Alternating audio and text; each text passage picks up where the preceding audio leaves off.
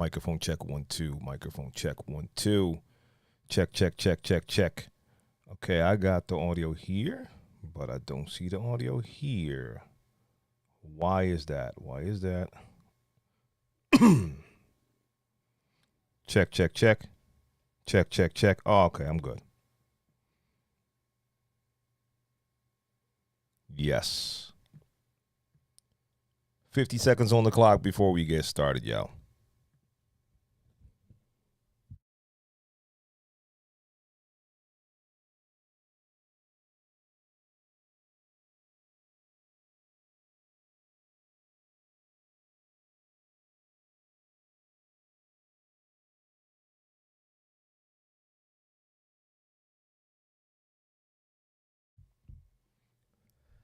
You know what? Never mind that countdown. Let's get started. Let's get started.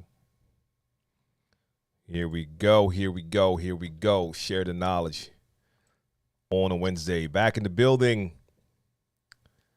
And I was actually watching another live stream. Shout out to Tweak Music Tips, Cleveland Terry and Mojax. So I was listening to that in the car. And they were having some good conversations. At a certain point, I do need to get some of the fellas in here just for some convos. But maybe we'll do that in a different type of stream. Just leave this as the Q&A. Mac Joseph, I've been right here. I'm doing my Q&As on Wednesday. Been doing that for 5-6 weeks now. And I have my mix show on Sunday. Been doing that for the past, I want to say 3 to 4 months. So yes, I have been away, but I am back. So welcome back to you, because I haven't seen you in a while either.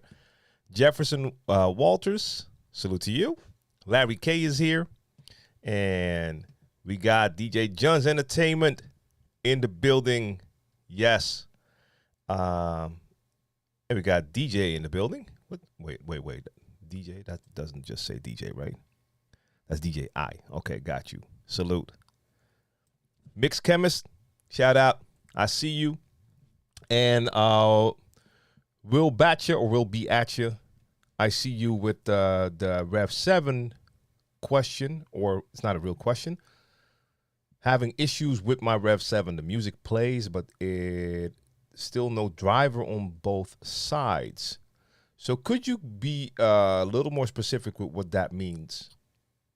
The music plays, but still no driver on both sides.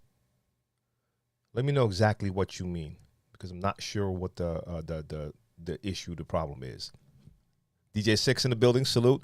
So welcome everyone to the Share the Knowledge podcast live stream Q&A for DJs. Right now, you tuned in on any of the platforms that I'm on: YouTube, Mixcloud, Twitter, Twitch, Facebook, LinkedIn, Kick.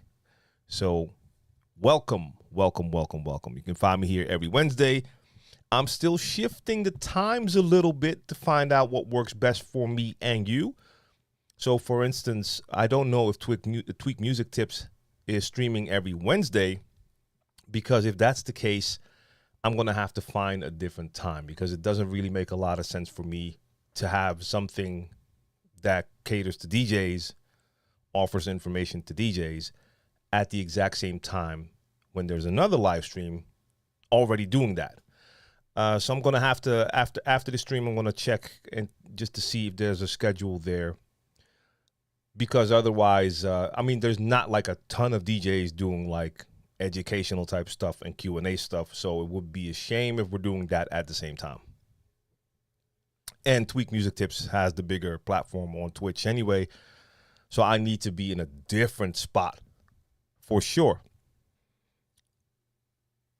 DJ Favor. Shout out. All good over here. Yo, it was crazy today, though. Here, at least in the Netherlands, not just in Amsterdam, but the whole country, we had a crazy storm. Now, I know for a lot of my U.S. people and maybe some people in other parts of the world, that doesn't sound that interesting. And I know a lot of you guys might have hurricanes and tornadoes.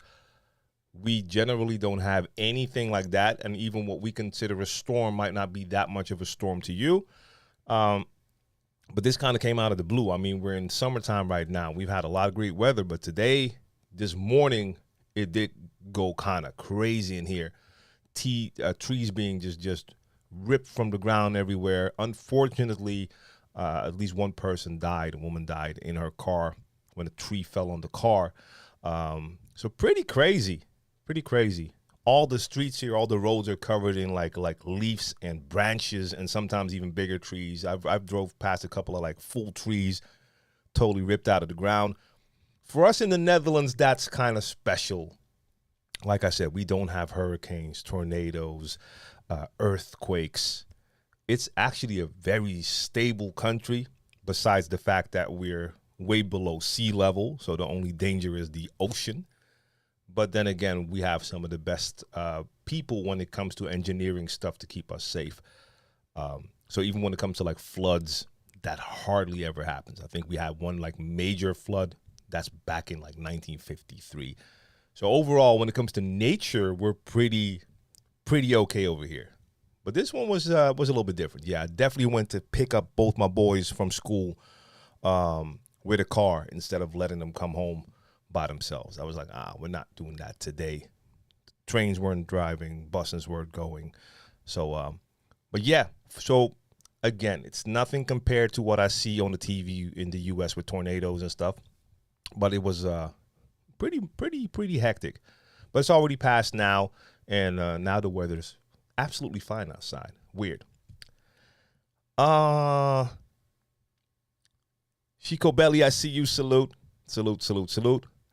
And damn, Mixed Chemist, I forgot the date out of my head. The stream. I don't know if you announced it yet. So I'll let you just give me a heads up here in the chat. And if you do, then I can name it, and otherwise we'll do that later. DJ Rude Boy, salute. What's your opinion on DJ Precision winning the beat juggling battle? Oh, I haven't seen that one yet. I have not seen that one yet, so I cannot comment on that. And I think I missed another question, and that was by Larry K. How to delete duplicate songs in Serato DJ Pro? That's a good question. I believe there are applications to help with that. I just currently don't have a name for you. It happens to me sometimes. If I move some folders on the computer around, then sometimes Serato can't find it. But I try to keep that as stable as possible because I still like to work with folders. So it's not like I have one music folder on the computer and make crates in Serato. Most of the crates that I have in Serato are actual folders on my computer.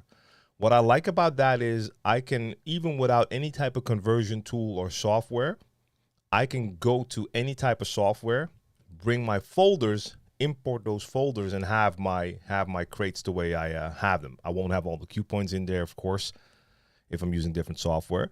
But every once in a while, I'll do something fast on the fly and just have something on my desktop for a second, load it into Serato, and then the next time I'm playing, I'll see that same song in the list, and then when I try to load it, it's not there. But it doesn't happen often to me. I believe there's tricks for that. All right, just a quick announcement. The Turntable Avengers Mission 5 on August 5th.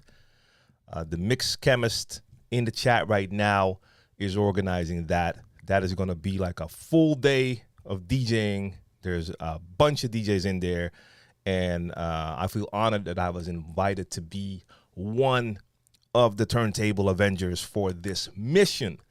So I will be posting about that in the coming weeks because we still have time. It's like a month from now, and it starts at 11 a.m. EST. All right. So again, you'll be hearing more about that from me in the coming weeks, and I'll be posting about that. So I'll check DJ Precision's beat juggling battle because I haven't seen that yet. And what's your advice, or what advice would you give someone doing their first wedding? I booked a 200 guest wedding and will be setting everything myself. The wedding is in 1 month. So I always state this. I am not a wedding DJ. I do not have a lot of wedding DJ experience. I've played a couple of weddings. For those weddings, I was booked specifically to do what I do. So these were all people who knew me from their clubbing days, and they wanted me to come play at their wedding and play the way I play at those parties.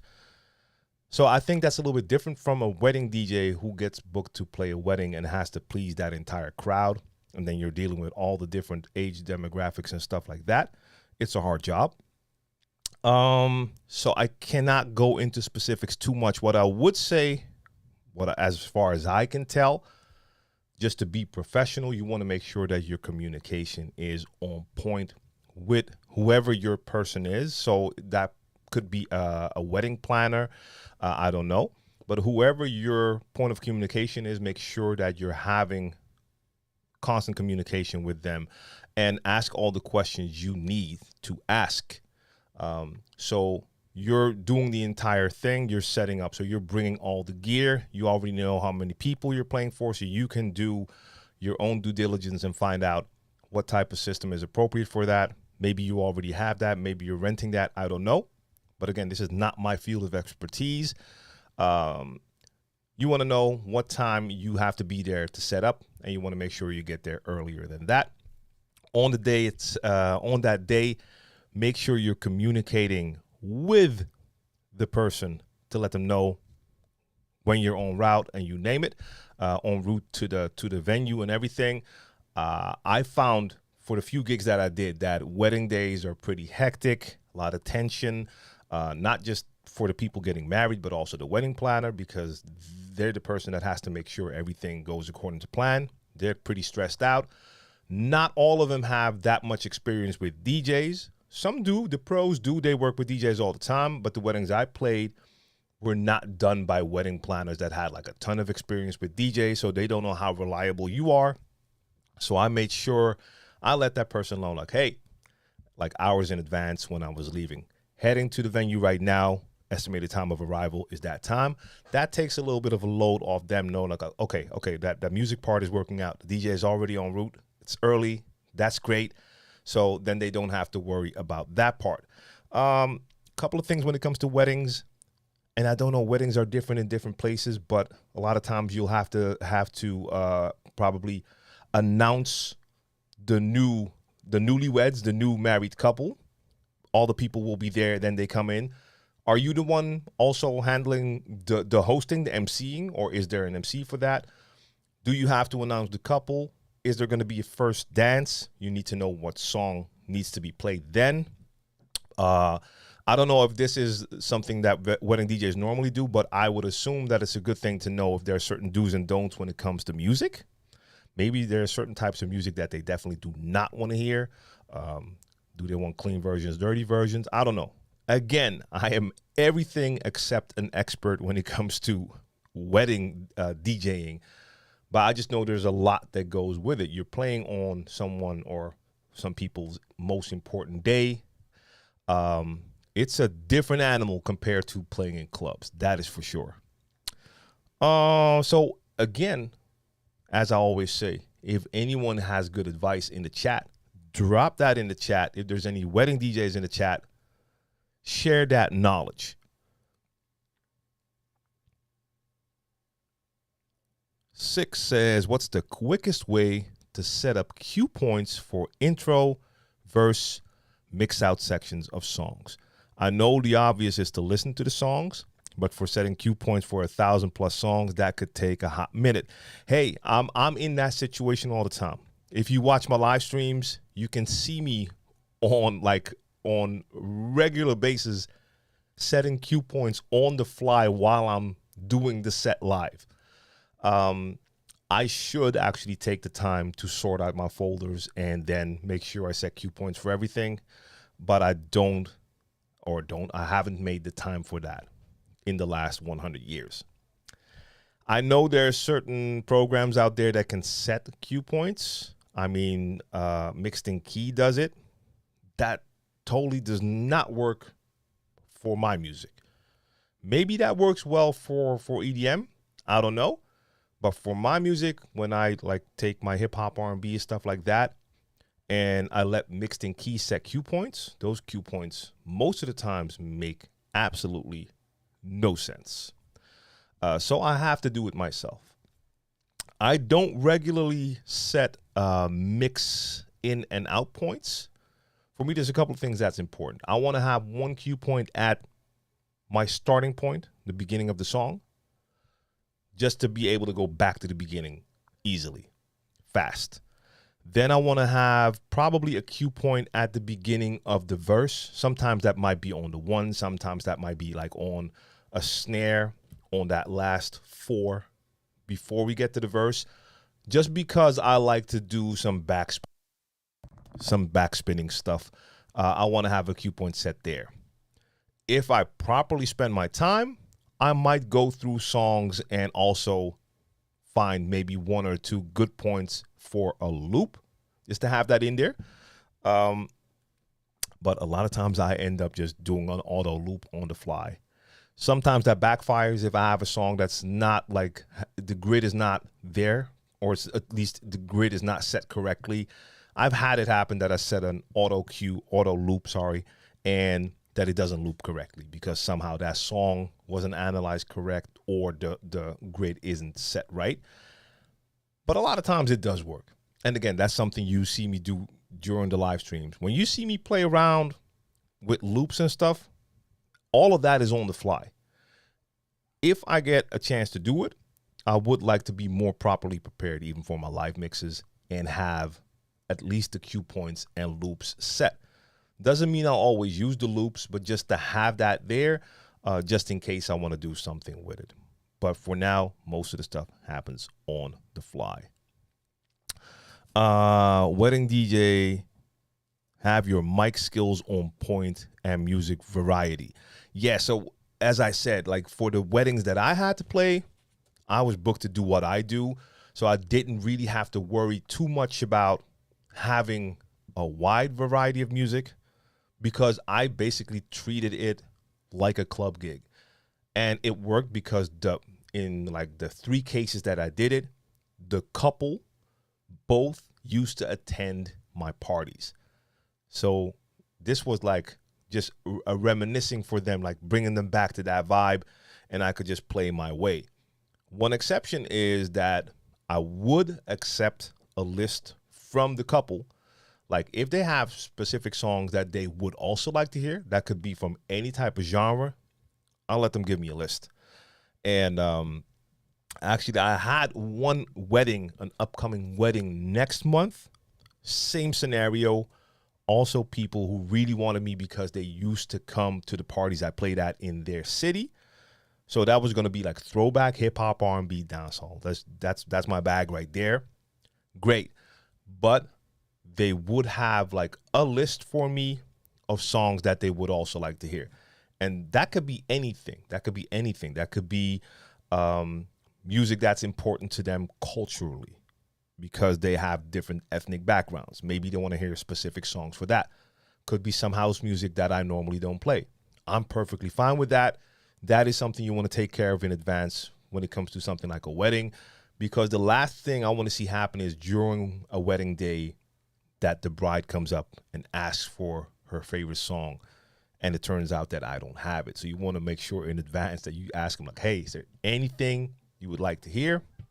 Let me know in advance. It's your day. I'm going to make sure I add that. Let me see. Where were we? Mr. Clinton P says, I get there 2 hours ahead of time always. Yeah. So let's say you know that you start at a certain time and it's going to take you 2 hours to set up. Then you don't want to get there 2 hours before you start because you need 2 hours to build. You get there at least like an hour or two earlier, so you just know you're good. Just imagine you're bringing all the gear. There could be complications. Something that calls for you to maybe find some alternative gear or cables from somewhere. You want to have that time built in that you're prepared for possible scenarios, like things that go wrong. If you plan, this is something I try to teach my kids as well. My oldest, I don't know if he's watching today, but talk about that with him all the time. Not just him, but a lot of people will plan, but they'll plan like, hey, I have to be there at 9. Travel time is 45 minutes, so I'm going to leave at 8:15. That means you have no margin for error. So if anything happens that gives you a 5-minute delay, then you're already 5 minutes late. You don't want to have that happen. Same thing when I go to play at gigs, normal gigs. I want to get there an hour or two in advance, mostly because I want to hear the DJ that plays before me so I can hear what's being played, but also to give myself time to have that buffer. I've had it happen like once or twice in 28 years that in the middle of the night, I had to go to a club and there was an accident on that highway, and it was, they had to shut everything down for like an hour. No cars could move, nothing. Luckily, I was like 2 hours early, so I still made it to my venue in time. If I would have not planned that extra time, yeah, you can be screwed. You end up late for your gig, and of course, it's out of your control, but that doesn't help anyone. When you did the wedding for your friends or corporate gig, did you partake in alcohol or keep up with the vibe of the room, or are you so focused on your set and you don't want to get a buzz and mess things up? That's pretty easy for me because I don't drink. I have, but I don't. And I don't think I've ever done it during a gig. And even if I drink, I would most likely choose not to drink during a gig. Now, if I am someone who regularly takes a drink and I would know that one drink doesn't affect my performance, maybe I'd do that. But I think the safer choice would be to say, hey, when I'm working, I'm not drinking. And some people would actually just compare that and say, like, hey, man, if I'm at the office, I can't drink. It's not exactly the same thing. The party vibe is a little bit different, but I'm of the opinion that you don't need a drink to get into the party vibe, but I can only speak for myself. Some people, even DJs, actually need that one drink to get themselves in that right mindset. If that's your thing, I'm not going to judge it, but I prefer to be totally on point. Not just for my DJing, but also for the way I interact with the staff, with the promoter, owner, you name it. And I've had gigs where I played with DJs who were definitely under the influence, and they didn't just have one drink, but like too many. I could see it affected their play and also the way they communicated. I didn't know that person that well. He came across as an asshole. And I could tell it's most likely due to the alcohol that brought the asshole out. And yeah, I don't think that's a good look.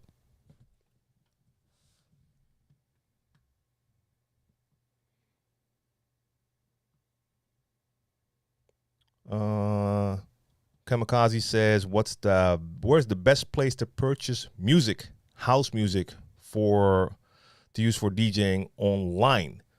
Ooh, house music, not my cup of tea. Like when it comes to knowing that, first thing that comes to mind for me is Beatport. But house DJs in the chat, if there's other places, let me know. And if you're using it for DJing online, I assume you mean streaming. You could also consider, in this case, I talked about Beatport just now for buying music. You can also use Beatport to stream music into your DJ software. So I don't know what you use to DJ, but Beatport has Beatport Link that allows you to use all of their music in your DJ software for a monthly subscription. Same thing BeatSource does, but Beatport is just totally focused on house. So you could take a look at that. And other suggestions, just chat. Drop it in the chat. The Ruckus, it's been a minute. Yes, it's been a long time. Let's see. Have you ever dabbled with the DJ S1000? And what do you think? Are we talking just about the DJ 1000, the controller? The Pioneer controller? Because if that's the one, that is a very dope controller. It's actually now an older controller. Maybe you mean something else, but I have to assume it's the DJ 1000. Of course, Pioneer kind of updated that now with their Flex 10, which replaces the DJ 1000 and is also a great controller. And Clinton P says, always use the clean versions of songs for weddings. So I assume in most occasions that's right. even though I'm not sure, I've seen a lot of clips from DJs at weddings where they are playing dirty versions. I would assume clean versions would be better, but because I'm thinking about weddings and having like entire families there with children. Even though I see a ton of DJs nowadays who somehow don't seem to care about that, and younger parents who don't care that the DJ is playing like the dirty versions for children, could be me. Now, in my case, when I get booked for those weddings, like I explained, I'm just playing my club style, and I don't have to worry about clean and dirty. Also, here in the Netherlands, that is a little bit different because we are not that used to censored versions. Because I know just from back in the days when I first started to buy like 12 inches singles and seeing like clean versions, at first I didn't even understand what that was about, because whenever we had music here on the radio, it was always the dirty versions. We were not censoring songs on the radio here. But I totally understand the purpose of it. And the few times that I played at my son's school when he was younger, like preschool, if there was anything like that could have a dirty version, I would be looking for clean versions. I would play a lot of kiddie songs as well. But yeah, for certain occasions, I feel clean is definitely the way to go. Unless maybe the wedding couple is specifically asking for you to play the dirty stuff. Again, like I said, I see a lot of clips online where DJs are playing the dirty versions. I don't know. DJ Saibot in the building. Salute from India. And Favor says requests are inevitable at a wedding. Yeah, I can imagine that, especially when you're playing at a wedding and you have the entire family there. You're going to have the younger people there. You're going to have the old people there, all demographics. The beauty for me is the main focus for me is, of course, the wedding couple. And if they're booking me to play that style, and again, those are the only weddings I know that I accept. I will not play normal weddings because that's just not my cup of tea. I'm not prepped for that. You need an actual wedding DJ for that. I totally respect that skill. So the weddings I played, it wasn't just the couple that wanted me to come play that way. All of their friends, so a large part of the crowd, were also people who came to the parties I played at. So I was basically like playing club style for a crowd that I'm already familiar with. So that's why those weddings were a lot of fun. And even the upcoming wedding that I have is the same way. I know a bunch of the people that are coming there, and they used to come to that club in their city where I always played. So for me, that's super safe.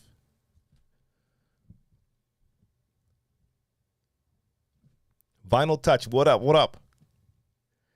And DJ Favor says, I don't drink, and I usually end up not eating during, so I eat before. Yeah. That's the thing with, I've done like a couple of weddings and other type of corporate events where dinner was being served or food was available. And a lot of times, very nice people at those events will come to me with a plate because they're like, hey, you have to eat something too. But it doesn't work for me. First off, I don't think it's pro to be standing there with like a chicken wing while music is playing. I'm not one of the guests. I'm working, even though I appreciate the thought. But it also takes me out of what I'm doing. So I normally end up not eating either. I've had one or two events where I would ask like, hey, that looks great. Could you possibly save me a plate? That's cool. I'll eat after the event is over. But otherwise, I make sure I've eaten before. But I'll last either way. I'm also used to doing some intermittent fasting, so I would be good. But yeah, I definitely don't drink, and eating, nah. Or I'll have like something like a protein bar, and maybe if I have a minute to like take the bathroom break, I'll go to the bathroom, wash my hands, and eat that bar before I get back to going to work, something like that, if necessary. Do you still do routines for superhero DJs? Looking into the courses, but wondering if it's worth it. I've only done one routine for superhero DJs, so I'm I have no idea what they're currently offering. I don't know. So I did one in the beginning. This was when DJ Angelo was involved in the beginning. That's the homie. He asked me, so I hopped over, came over to his crib, recorded one, the Michael Jackson routine that I had, because I'm not really a routine DJ. I don't have a lot of routines, but that is a routine that I had. So I did my MJ routine. That ended up on Superhero DJs. I know there's a bunch of DJs who've done dope routines for Superhero DJs. I haven't seen the site in a long time. Don't know what they're offering. I don't know how much they're charging, so I cannot tell you if it's worth it. So no, you have to check that out. Try it out. Vest, what up, Vest? Buying house music, Track Source, Bandcamp, Beatport. There you go. And DJ Pools, Zip DJ. Marianne, shout out to you. Have you ever played on Denon DJ or Engine OS? Yes, a couple of times. Not that much, to be honest. So I've messed around with the SE5000 players, and when they first came out, very dope. I don't want to say I have a problem with Engine OS. I just know that on the computer, like if I want to like organize music or set up crates and stuff like that, when I opened Engine, it didn't feel as obvious to me as when I'm working with Rekordbox or stuff like that. Now they've updated it 100 times since then, so I assume it's gotten better and better and better.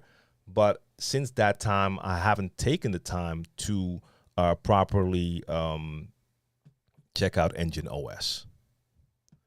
Oh, Ruckus, thank you. DJ S1000, the standalone sampler sequencer. Thank you. I now know which device you're talking about. No, I've not used that. I've seen it in the store, looked at it for a second, and never got around to actually just hooking up with Pioneer to test that. No. I've hardly ever seen anyone use it either, by the way. But no.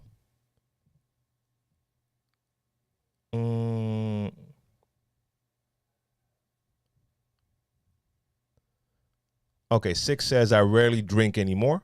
Too old. I think it's funny how kids at 18, 19 are mad that they can't legally drink. And on the opposite, at 42, it's just like, no alcohol, please. Hangovers are brutal. Yep. I mean, I can't speak from experience, but I totally understand because I can feel it in other areas. When you get older, you need more time to recover. Stuff just hits the body and mind different. And I can't see myself getting into a situation where I'm just not in full control or won't feel well. That's something I would probably worry about now. If I would play at a party and someone would offer me drinks, I don't know how I would react to it. Maybe I'll just get nauseous or stuff like that. Something that could really ruin my gig. I wouldn't risk it at all.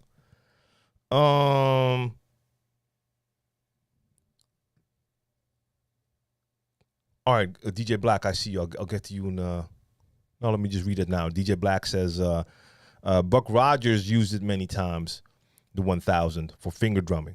All right, cool. Yeah, because that's something I don't do a lot, and when I do it, I'll just do it on performance pads on the mixer. So when that 1000 came out, I saw it, but I didn't really see the use for it for me personally, or just for regular DJs in general. And I think it is aimed more at DJs who are more into producing, DJing, and live performing, I think.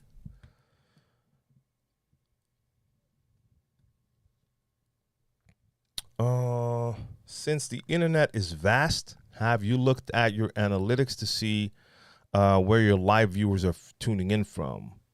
If you see a large part is from Asia, do you have K-pop and J-pop records to throw on to keep their attention? No, honestly, I haven't paid too much attention to those analytics. Also because my live viewers or numbers aren't that high.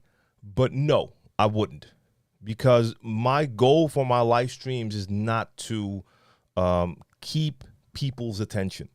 My live streams are really meant to allow me to express my musical preference and play the way I want to play. So it's the opposite. People who tune in to my live stream, if they listen and they like what they hear and see, cool, stick around, come back, spread the word.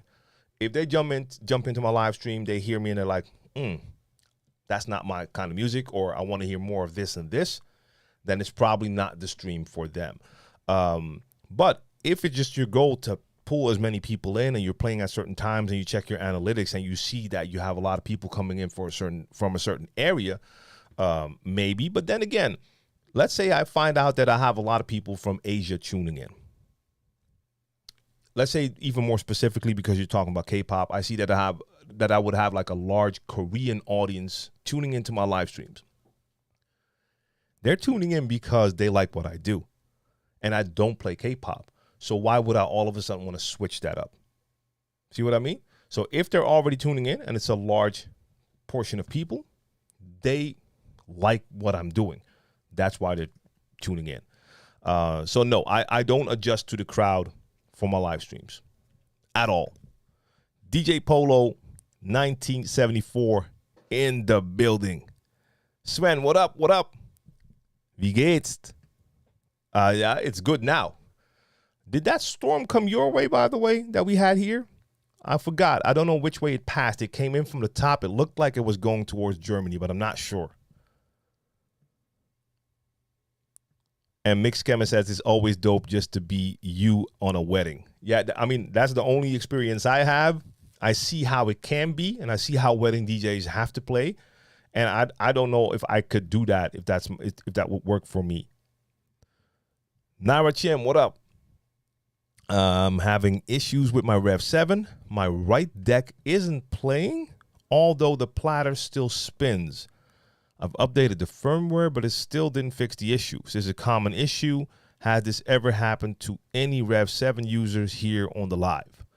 Is this most likely a hardware issue? So has anyone had that issue, that specific issue, that the platter is playing, but the music is not playing? So the platter's moving, music's not playing. In the software, are both decks set to internal mode? Sometimes that can happen. If it's set to relative, then the Rev 7 can spin, but nothing will happen to your music. So double check that. I've never had that happen.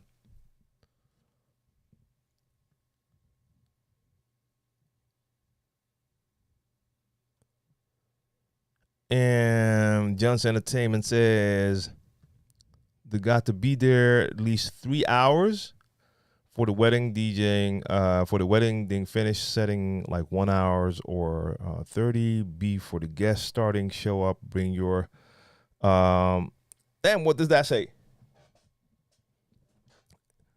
It's a little figure. I can't see it from here in this color. That's not your problem. That's the Restream chat app.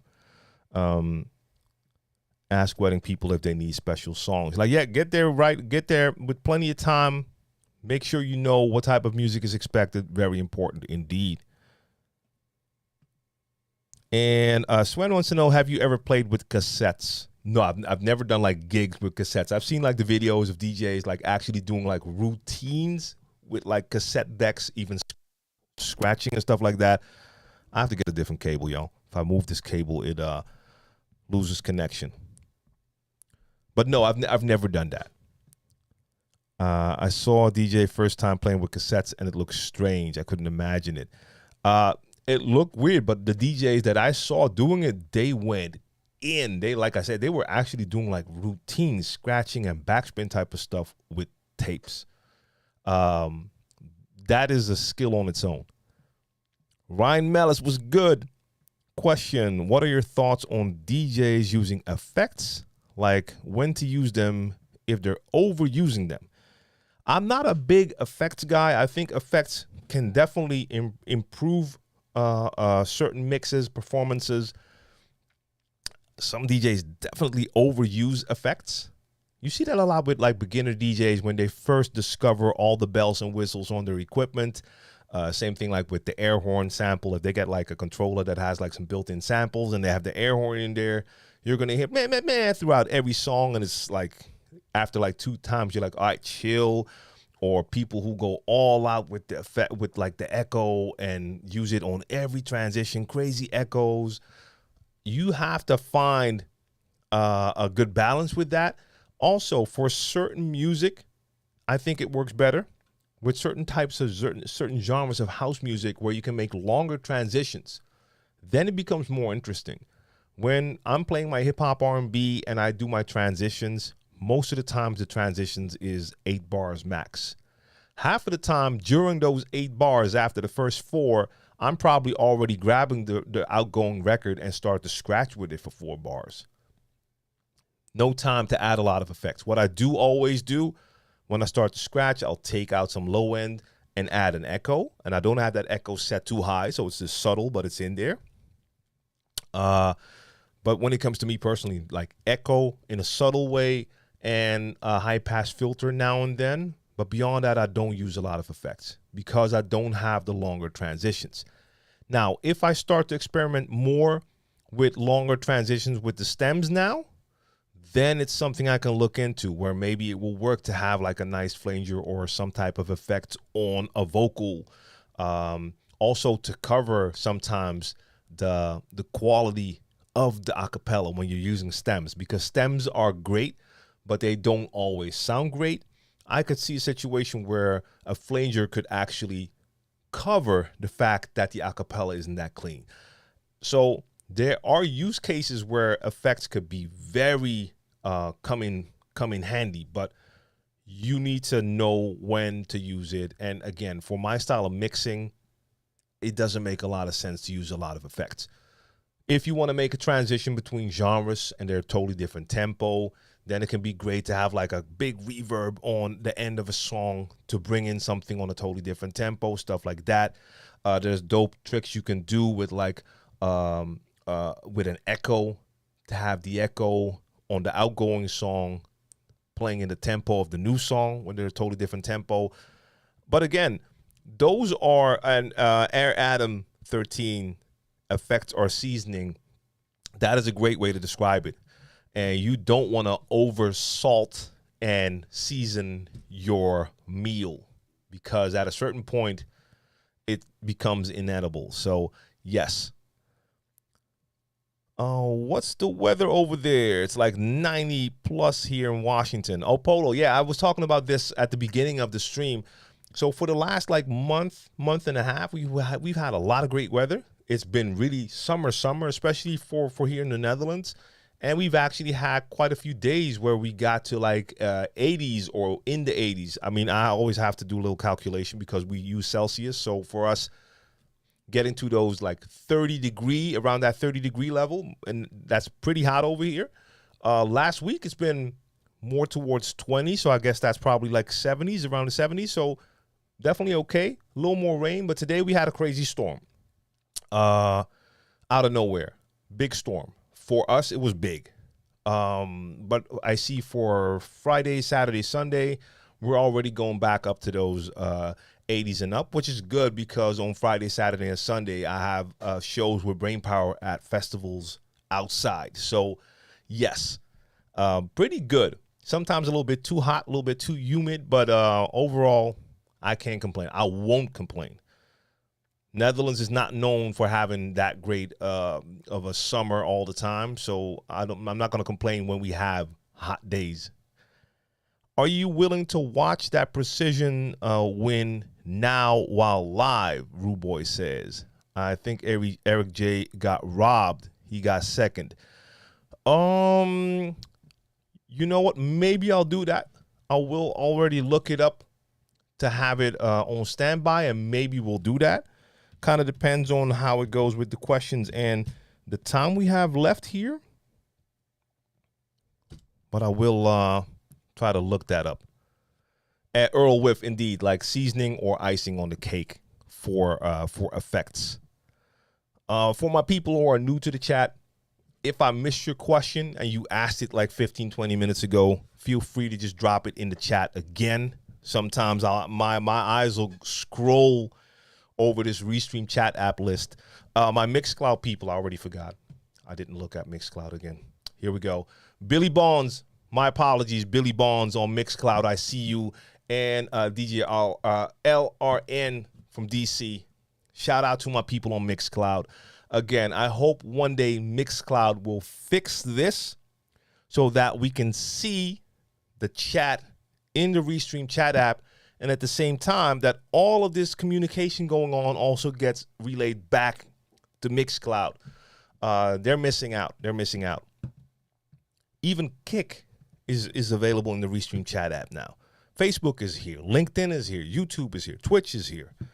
So I hope they fix that. But salute to my people on Mixcloud. I see you. All right, let's go.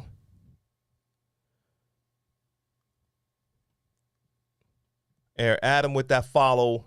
I appreciate you, and DJ RL Breezy with that follow as well. Much love, much love. DJ Sean says, have most of the live streaming platforms gotten more strict about DJ broadcast, or have they eased up? Is copyright issue still the main problem? I think it is, yes. So I don't know if it's become more strict, but I see the same thing still happening. So on Twitch, I can do my mixes live. That's not a problem. After the stream is done, the replay is unusable because they mute most of it. And I will get a couple of messages from, hey, like you received some not really a strike, but they let you know, like, hey, there's a lot of tracks in here you can't have in here. It doesn't have repercussions, but you can't use the replay. So for streaming, Twitch still works fine. YouTube, I'm not doing it anymore because in the beginning, I was just getting like warnings, or just like messages like, hey, we found this, that track, and there's a copyright issue. But after that, I received like a policy violation warning, and I'm not going to risk my channels there. Facebook, I haven't tried that in ages for music because they just cut the stream at a certain point. And Mixcloud is still the option that works. The only thing is they only have the licenses for music. So you can do, maybe I'm wording it wrong, but they are allowed to stream the sets video-wise, but the replay is audio only. They don't have the rights to replay video. So my mixes, my live mixes, I will stream on Twitch, Mixcloud, Kick, and Twitter. Yes, Twitter as well. There's not a lot of audience on Twitter for it, but they somehow don't seem to check either because my video replays are available there. I guess if more DJs would ever start doing that, then probably they would start to notice and maybe get strict about it. But I don't think anything has changed beyond that. Nara Chim says, I use the 3/4 echo a lot. Is that basic? I don't know if I'd call that basic. I just know that's an echo I hardly use. My echo is mostly just I keep it either on just like 1 or on a half. The 3/4 I don't use a lot because the timing is just differently. And in a lot of cases, it doesn't sound that clean to me. But is that basic? I don't know. It's one of the basic settings on there. Kenny Danger, salute to you. And Vinyl Touch, you mentioned your style. What would you describe as your style? How did you come across it, and how do you recommend others to develop their style? I mean, great question. To me, my style is, what I mean when I say play my style, it includes playing the music I like, but I have a specific way that I like to play.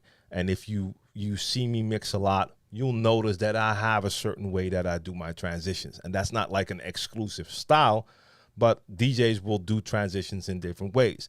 I have my preferred methods to do my transitions, and that's just the basic part, but I think what adds to my style is the way that I like to incorporate my turntablism into my mixing. I'm not a DJ who likes to just stand around a lot and wait for the next transition. I'm playing around a lot. So I'm doing the transition.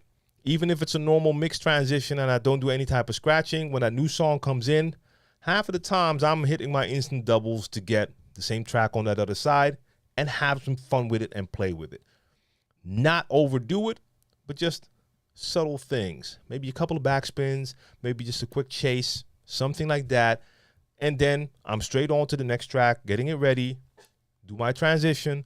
My transitions are a lot of times basic, but have a certain type of impact. I prefer the methods where I'm bringing in the new song at normal volume and EQ settings normal. And when I bring it in, I take all the low end out of the outgoing track. Some people prefer to have like a subtle incoming of the new track. So when they do the transition, they'll bring in the new track with all the low end taken out, volume a little bit down, slowly bring it in, which is a clean method as well.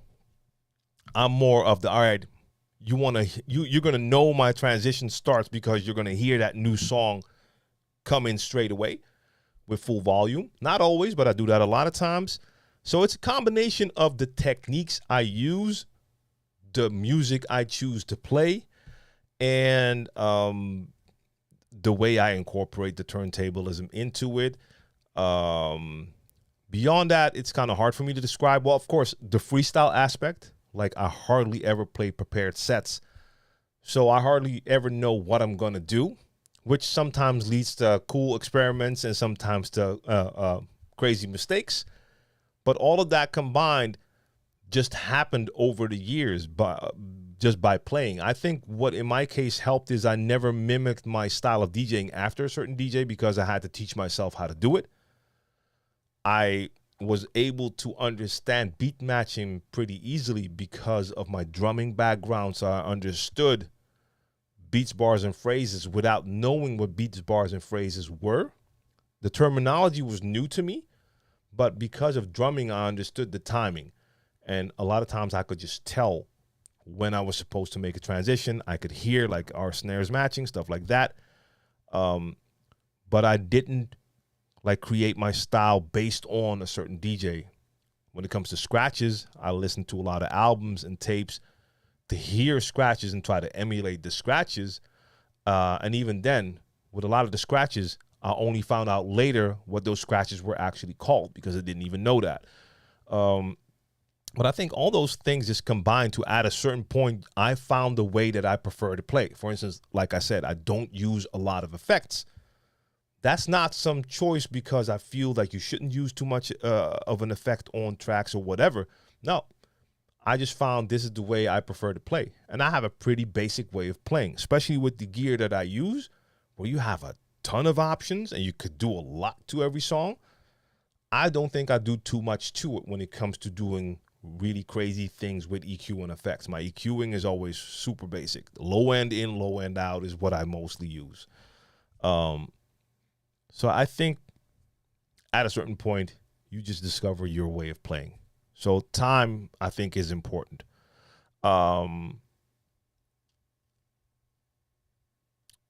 If you had to choose between key mixing or DJ transition mixing, which would be more impactful in order to make a DJ more versatile between multiple genres in music? King Complex. I like the question. I'm just trying to think of. I'm not sure what transition mixing would be compared to key mixing.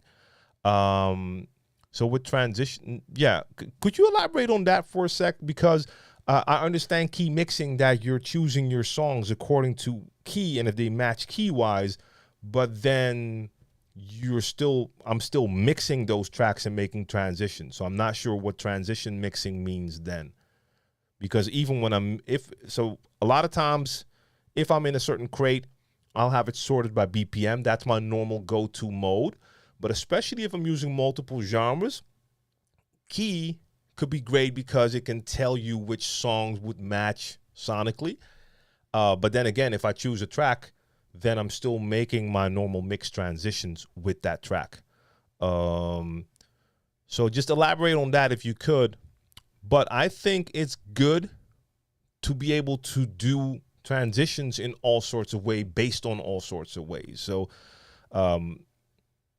key can be a very dope help. I don't use it a lot, but at a certain point, I know I was doing a set, and I just had not one folder selected. I just had my music just all open and just sorted it by key. And then sometimes you run into combinations even between genres that you would have never thought about because now you see that they match key-wise.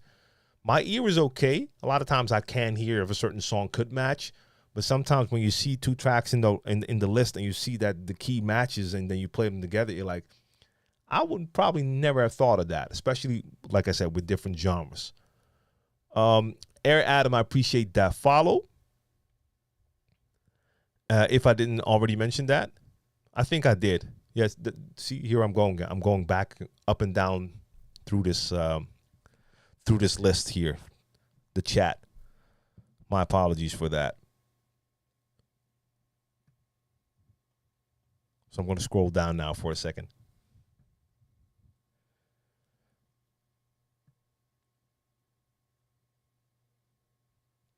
And Mix Chemist says, that's why I don't find it a big deal using two simultaneous effects at the same time.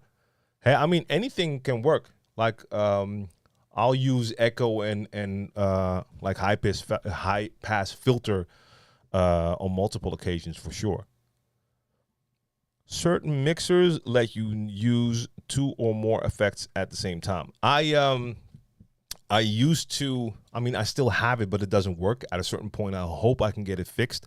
I still have my DJ M909. That had it's a 2-channel scratch mixer, and it had 2 separate effect processors in the mixer. And you had like 50 effects, but you could choose 2 different effects from those 2 processors and use them both on a single channel. That was dope. But again, because of my basic way of playing, I ended up hardly ever using it. Leon Billups, good to see you. Vinyl Touch says, look up social streams. Okay, I'll have to do that. And Clinton P says, I use Apple Music for requests. For requests? Okay. How do you mean? Do you mean as a source for music when you get requests, or am I missing something, a feature? Hey, Mixmaster G, what up? What up? Just saw you in the other chat as well. And Mixmaster G, maybe you know that is the Tweak Music always on that Wednesday time slot? Because I have to look at that because I was explaining like if that stream is always at this time on Wednesday, I'm going to have to go way earlier or later to make sure we're not clashing there. Because, again, there's not a ton of DJs doing, like, these type of streams. You have your AMA on Tuesday. We don't want to be on the same days and times. It would be great for people if there's, like, one on every different day. So, I'm going to have to figure that out. Is it true that you have to get a subscription for Mixcloud to post your mixes now? To post mixes? I'm not sure. Maybe they have a free account for that. I'm not sure. I have a paid account because I also do the live streaming. So I can't be certain. But maybe, yes, that could be. Air Adam says, I know a DJ who got a threatening letter from a record company after they picked up one of their tunes on a replay of his show. Okay. That is, I've not heard that before. I mean, I've received a ton of emails from YouTube when I was streaming there, but not from a record company. Are you into mixing some of the newer R&B? Oh yeah, for sure. Like even during Sunday stream, like my stream on Sunday, I think for the first like 10 episodes, it was all about like, hey, I'm doing throwback hip hop and R&B on Sundays. And since the last like 2 shows, I already reverted that back to like, hey, I'm just doing hip hop and R&B. So I'm also mixing in newer songs. So it's going to be a combo. I mean, throwback hip hop and R&B is still probably going to be like 80% of the stream, but I'm also adding other tracks. That allows me to have more choices when I'm in that freestyle zone. And whenever I run into a track that I might want to play, I'll just throw it in there. I mean, there's still dope music coming out all the time. DJ 101, long time indeed. Good to see you. My dad lives in Wiesbaden. Been there for decades, and I've only been there once, but hoped again next year. Hopefully I can catch you at a gig. I mean, Wiesbaden is not close to Amsterdam, but it's a lot closer than where you are now, I think. Are you going to be live on those events? No. No, in this case, not. No. Also, it's not like a DJ gig. It's like those are Brain Power shows. I'm his tour DJ, and those are going to be like 25 minutes banging sets. I mean, I said no. Maybe I'll do a little. I'm not sure. Those are festivals. We come in. You don't have like a ton of time to do like any sound checks or crazy setup time. I'm doing all those gigs on CDJs, by the way, so I only have to have my headphones and my flash drive.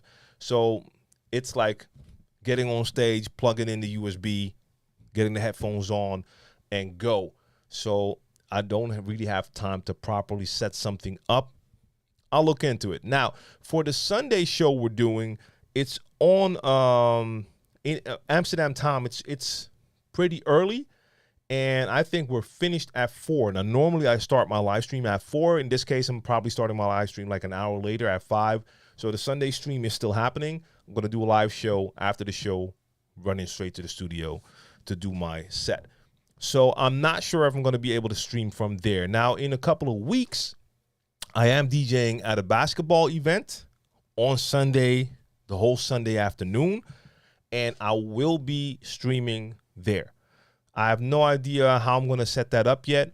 So most likely it's just going to be a cam pointed at me in that Rev 7 and me having fun there. Now, every once in a while, I'm going to jump over to an empty court and shoot some hoops and maybe just put like a longer track on. So then you're just looking at that Rev 7 with spinning platters, because I don't know if I'm going to also film the courts. I'll double check that. Like, if they're cool with that, maybe I'll do that so we can get some b-ball and music in at the same time. But again, I never like to just invade on people's privacy. So I would never just start streaming because people come there to play ball, not to be streamed live online. But at least I'll be streaming me DJing at the basketball event. It's nothing big. It's not like some major type of summer league thing.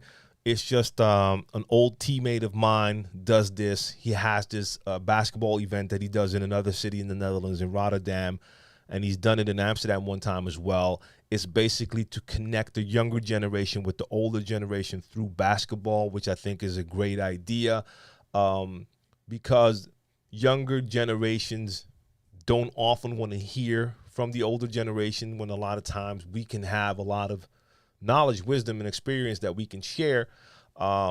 So if you already have that connecting point, in this case, b-ball, and through b-ball, you can have conversations. And so young kids can hear like, hey, this guy also likes basketball. And after that, he went on to do this and that and that, or maybe even used basketball to do this and that, or maybe went a totally different direction. But just to have a cool point of connection.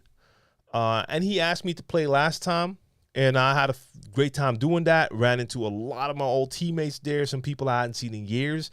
And we're doing it again, or he's doing it again on July 30th, actually, Sunday, July 30th. So I was like, hey, that's during the afternoon. Is it cool if I stream? He was like, yeah, for sure, let's go. But the only thing I want to make sure of is if I can also film like some of the gameplay. And I have to see how I'm gonna do that because this is not a venue with like an internet connection. So I'm gonna have to see if they have like Wi-Fi and how I'm gonna do that. If I'm gonna have to stream through the laptop that I'm also using for DJing. If that's the case, then we're gonna test that MacBook Air to see how it handles doing Serato DJ and OBS. But I'm all for it. And hey, if that all doesn't work out, at the end of the day, I can even connect my a GoPro. The newer GoPros have a live stream option, and just tether it through my phone or whatever. I'll find a way to make that work. DJ Arthur Official, I see you. Yo, yo, yo. And for setting a cue point at the beginning of a song, does it make more sense to start when the drum comes in or the very beginning, no matter even if it's talking or melody? 6, that's a great question. And in my case, a lot of times I'll do both, unless I know that beginning intro, like you said, sometimes the beginning of a song could be just like talking, and it's not interesting talking, meaning that it's not a part of the song that I'm going to ever use to start it with. Some songs can start with like talking or just a melody, and that can be a recognizable part. And you could use that to start for certain gigs. Or if it starts with the melody and that's the beginning of the song, then there's going to be a cue point there because I can start my mix from that melody.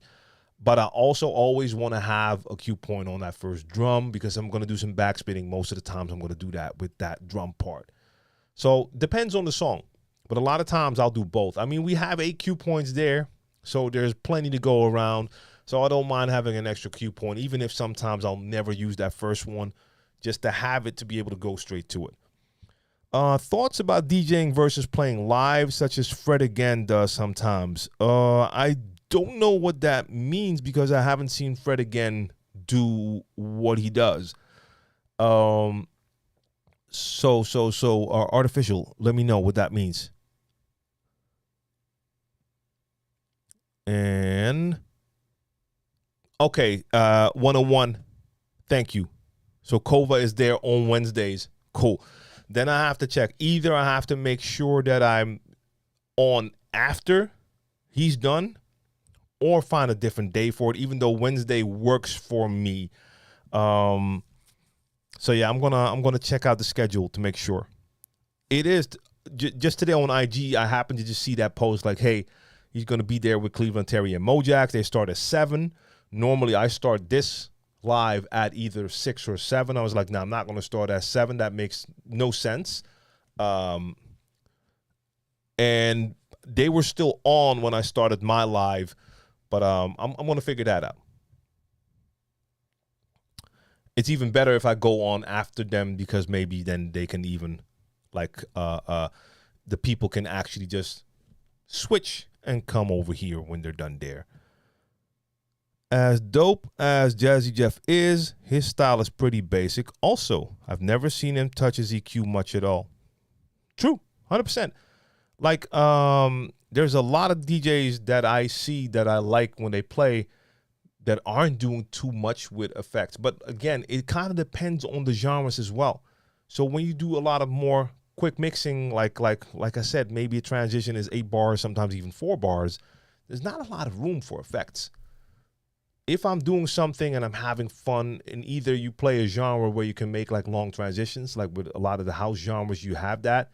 If you can make like a 16 or 32 bar transition where you're really working your EQ, slowly bringing in stuff, and especially now with stems, you can go absolutely crazy with that.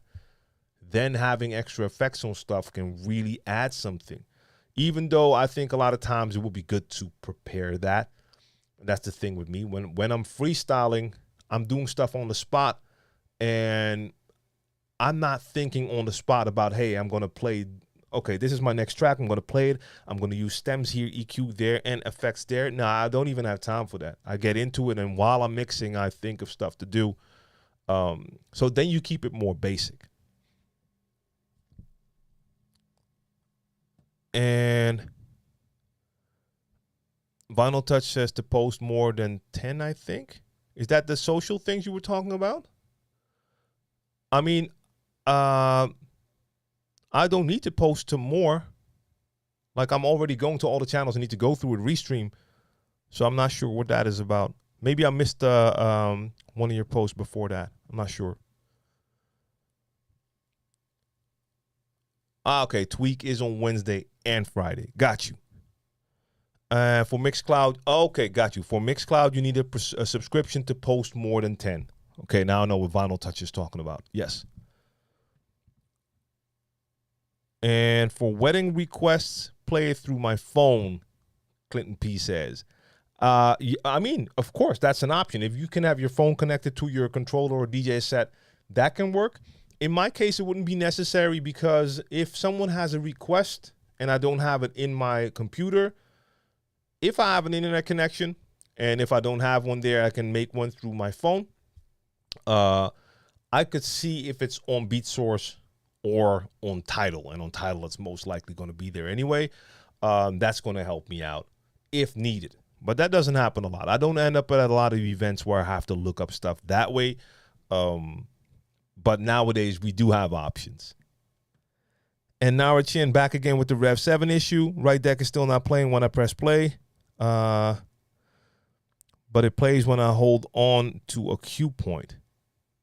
Okay, again, Nara, I asked you, but I don't know if you answered it. Maybe you answered it before. Have you checked that the right deck in Serato is set to internal and that it's not set to relative or absolute mode? Otherwise, it will not react to what the Rev 7 deck is doing. Maybe you answered that and I missed it. Otherwise, I don't actually know. And Cleveland Terry is Thursdays. Thank you. Because I haven't checked a lot of streams lately, so I'm totally out of the loop when it comes to like schedules. But that is great to know. And Clinton P, the headphones currently using. So currently, as of right now, these are the Rode headphones.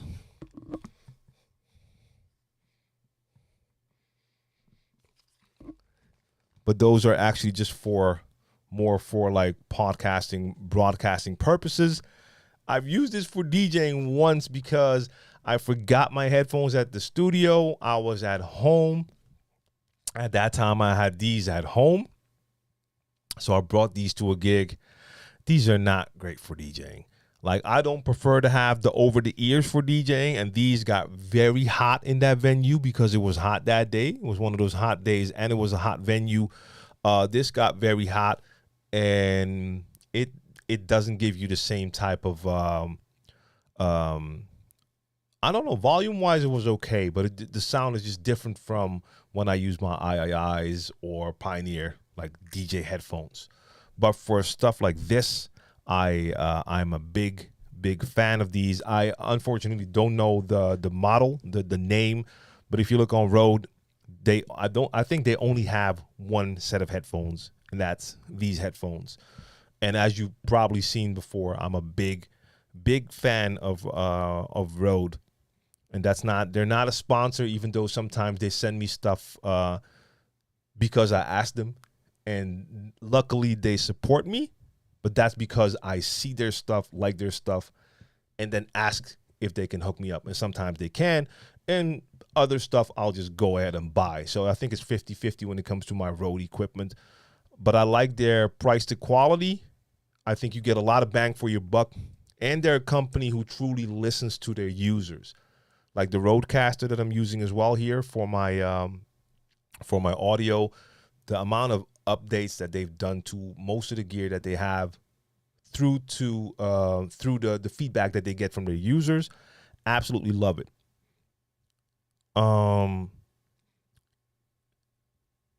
You asked perfectly, but to elaborate, DJ transition, DJ would be effects, loops, quick mixing and scratching. Key mixing is how you explained, but supposedly easier to help out what to play next. I wanted to know what would be more effective between multiple genre in multiple decades? I think when it comes to that, my answer would be neither. I think what will help you the most to know what to play next and to effectively play between genres, first of all, is just knowing the music. That's the most important thing. Because you have to imagine, even if I'm going by key, so I have just in Serato, I go all. So now I have one big list. It's all the music, all the decades, all the genres, and I go by key. It can show me which songs are matching key-wise. But if I'm not familiar with the song that I see in that list, that's not going to help me that much. So the most important thing is to know the music, to know what's in that list. Then, when you have the tracks lined up in key, and you see that one song, and next to that, you see under that, you see the next song, and you're like, oh, dope. I know that song. That's also going to fit this vibe. Cool to see that it's matching key-wise. So at the end of the day, you want to use all of this, bro. You want to use all of this. And on certain occasions, again, for my style or a lot of hip-hop and R&B style DJing with short transitions, key mixing is less important because you won't have the two tracks playing together that long. That being said, if you're going to play two tracks that are clashing key-wise, even within an 8-bar transition, it could sound terrible. Now, luckily, my ears are pretty well trained. It's not like I can recognize key or anything like that, but I most of the times can recognize when something is clashing and not working. So I can stay away from that. But if you feel you don't have that, then the key information can help. But even when I'm sorted by BPM, I still see the key info. So I can take a glance and look at both. But then again, just knowing the songs is going to be your number one tool that's going to help out the most, whatever you're playing. And even if you're playing in one genre, and I remember that from my vinyl days, I've had to struggle and I've had to learn, like you're in the middle of it. You have the crowd going, but you don't know what to play next. And you're lifting up those sleeves one at a time, looking for that next song. And I know, remember in the beginning, like sometimes I would see a song, I was like, oh yeah, that's a dope track. And then you put it on the deck, you cue it up, and in my mind, it would fit perfectly. And then I'm queuing and listening, and I'm like, oh, damn, that's way too slow, or it has a totally different bounce. So you learn while playing, like, oh, okay. And it doesn't mean everything has to match tempo-wise. But before you truly know your song, sometimes you think something will work, and then you try it out, and you figure out, like, oh, okay, it doesn't work the way I thought it would. And now I with certain genres and certain decades, I'm pretty well versed to know, okay, this is going to work, this won't work, you name it. Air Adam, it was good to see you. See you next time. Thanks for joining. And Mixmaster G says, Fred again is dope. Best act I've seen. I saw live last year. Okay, I have to go check then. I have to go check. Chris on the mix, salute. Fred is sometimes using MPCs, looping, finger drumming, playing keyboards. Cool. Okay, Narachin, both are on internal mode. Then I don't know. It could be a hardware issue. Or has someone else in the chat, and I haven't seen anyone respond to that. Has anyone in the chat had that issue with the Rev 7 that you're playing, you press play, the platter is spinning, but the song is not moving? Now, both decks are on internal, so it should be controlling both decks. I have not had that issue.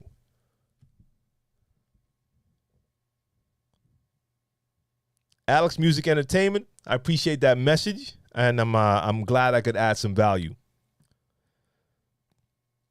And Chris on the mix as well says, DJ Jazzy Jeff is a great example that you don't have to be extra to be one of the best DJs. Knowing the basics, smooth transitions, and knowing your music, song selection are key. And yeah, the musical knowledge is so important indeed.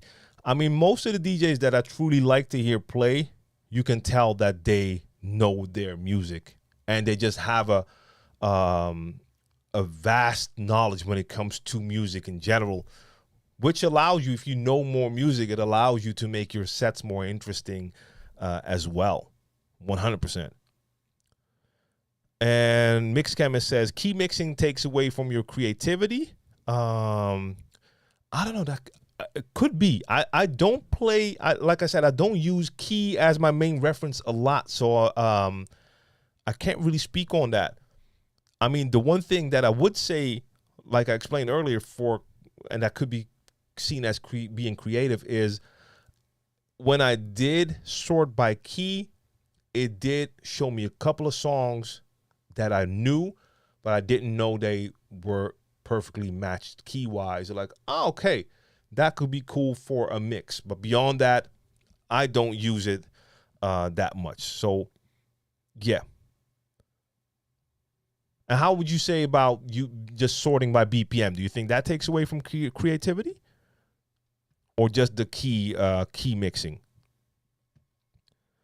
And DJ Pap says, do you sometimes use the matching songs function? Don't know how strong this feature is in Serato, but in Record Box DJ, it's very, very strong. Well, now in Serato, do we even have that feature in Serato? Because I know it from Record Box. Indeed, when I started to read on, that's the first thing I thought of Record Box, and I think I did a little test with it one time, but beyond that, I haven't used it. I think that's going to make the most sense for me to use when I have my songs like thoroughly, or added a ton of info to all my tracks, like tagged them properly with like a ton of different tags in there. So it will give Record Box a truly a good view of the selection to maybe give me suggestions. But no, I haven't had a ton of experience with it.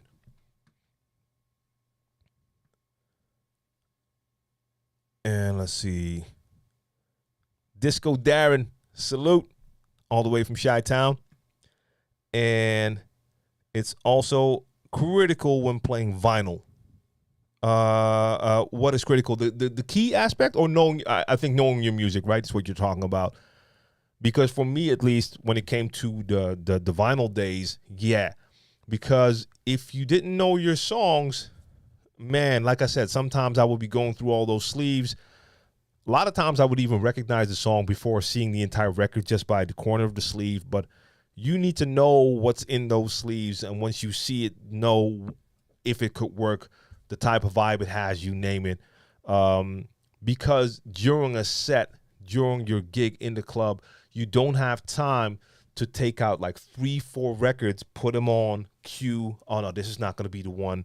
Do that like 4 or 5 times. You don't have time for that. Like in the digital era, it's a lot easier to just load a track in for a sec. Listen, nope, next one, load. But with the vinyl, that wasn't as easy because it would just take too much time. So you really need to know your music. Just the key mixing is not neat unless you're going to produce. Then yeah, I see where you're coming from for sure. DJ Lid on NYC, salute. And Sis Edit says, I keep practicing my cuts. I'm doing baby steps. Thank you for the friendly encouragement. Hey, go for it. And practice. And yeah, man, taking it with baby steps is important. A lot of people wanna start off with the way too fancy scratches, but you need to get that. You need to get the fundamentals straight first. That will make all other cuts not specifically easier, but at least you're gonna understand why you have to do what you have to do. If those basics are in there, it does make it a little bit easier. Do you value the people when they keep asking you to play songs, or how do you go by that? So we're talking about requests. I mean, do I value the people when they keep asking you? Well, let's go into that sentence for a second. When people keep asking, there's no value in it for me, that's just going to lead to annoyance and frustration. Now, if you have someone asking something once, I'm not a big fan of it, to be honest, because, and I've talked about this before, and I think a lot of people need to understand that, like, when someone comes to you with a request, they are only thinking about them and not the current vibe in the room or the dance floor. And your responsibility as the DJ is to rock that entire dance floor. You have that overview. You're reading your crowd, seeing what works. And a lot of times you're going to get that request, and that request is not even going to fit, or it's not going to make sense for what you're doing at that moment. And if too many people come in with requests, then it's going to take away from what I'm doing. And it's going to be a distraction, and you don't want that either. I treat people friendly when people come back. It's not that I'm less friendly, but I'm just going to cut them off in the most professional way I can. And if I feel that a certain venue, the access is too easy and a lot of people are trying to gain that access, I will see if there's security who can just take care of that. Like, hey, I need to be able to do my work. People are getting too close to the booth. Let's see what we can do. Sometimes that's not an option, and then it's really up to you to guard your own little area right there. And I've been in that situation as well. And then you just gotta cut people off real fast. Like, I just give them a look like, no, I'm working, and go back to it. Some people will take offense to that, but hey, it is what it is. I never get rude, but for some people, you will always seem rude when you're not answering their request or demand. So you can't pay too much attention to that. Let's see. I don't use Serato. I have the Pioneer 9,000 CDJs and 1,200s. The 9,000 CDJs, is that a 900? I'm not sure. Yeah, but I understand. So, so you are using Rekordbox to prep your music for CDJs, right? And let's see. Pep was talking about the matching songs feature, and now says it often helps me. I would be like, yeah, of course, that's a good suggestion. And of course, I know all my songs, especially in the heat of the moment. It helps you for your next song. So here's the thing. That only applies if the song you're currently playing is working. What I mean by that is Rekordbox, I don't know how the matching song feature actually works, if it's just based on the metadata and the tags. But let's say you're playing a song and that song isn't working. The crowd is not really reacting to it. Rekordbox is going to suggest you a track that matches the track that you're currently playing. But the track that you're currently playing is not working for your audience. In that case, matching songs are not going to help you. And it's going to be important for you to know what you have and to know your music and to see which direction you have to try to take the crowd to find something that works. But of course, if you have a track playing and it's working, a matching song will most likely also work. I can see that happening. And yeah, Mix Chemist says, spend time with your library as much as you practice, if not more. And that's the danger in this era, of course, because of the digital format that a lot of you will use. It's a lot easier to have a ton of music. Like in the vinyl days, that didn't happen because every record you had to go buy. So it's not as if like every week you can have like 100 new songs. I mean, you see that in the back right there, that's just part of the collection. This took years and years to build and took tons of money to build. A lot of cash from a lot of gigs went straight to the vinyl store, the record store the next day to build that collection. So a lot of times you will know because you're in the record store, you only have a limited amount of money to spend. So you're checking the songs, you're listening, and you're buying the tracks you really want to have. Now, at a certain point, I had more money. I got a little, my threshold for buying lowered a little bit. I just started to buy more. I also started to receive a ton of promos. So then you do end up at a point that even with vinyl, sometimes you're not even sure of what you have in your crates anymore. But in the digital era now, I understand. I did the same thing. When we first started to have the option to download stuff, I started to download a lot. I also copied from other DJs. We would share like our digital library to grow both our libraries. Please don't ask me for that. This is what I did with like my colleagues, that we both like built collections and then shared stuff. But then you have too much music, and then you're going to end up with a ton of music that you don't really know. That's why I'm trying to make my crates smaller and just have folders that are filled with music that works for DJing and that I also know, because too much music doesn't really help. Shan says, I would love to see a DJ Jazzy Jeff TLM live stream collab. Who knows? Maybe one day. I've opened for Jeff once years ago in a club in the Netherlands, but that's not the same as playing together. I've opened for more international DJs, but some of the DJs that I really respect as DJs / turntablists. So Jeff, Cash Money, DJ Scratch, and with Cash Money, I even got to do kind of a little back-to-back thing. But yeah, who knows? Who knows what can happen in the future?